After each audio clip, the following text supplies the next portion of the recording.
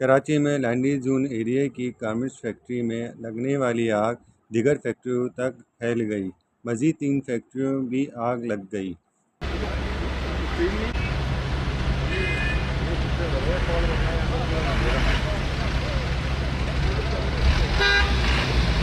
الطاف حسین اگر آپ کو دکھائیں تو یہ وہ فیکٹری ہے اور مکمل طور پر اس وقت دھوئیں کے اندر چھپی ہوئی ہے اور 3 سے 4 منزلہ یہ عمارت ہے فیکٹری کو کام کی جاتی ہے۔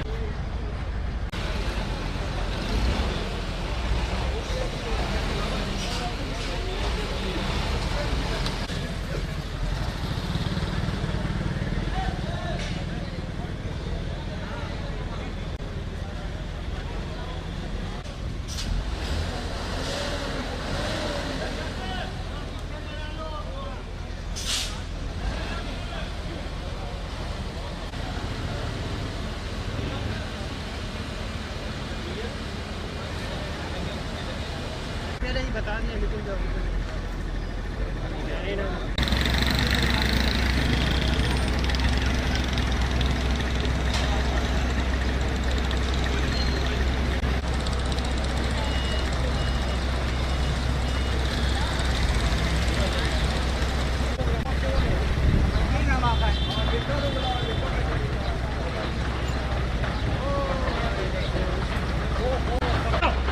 ہٹاؤ یار کوئی شادی ہٹاؤ۔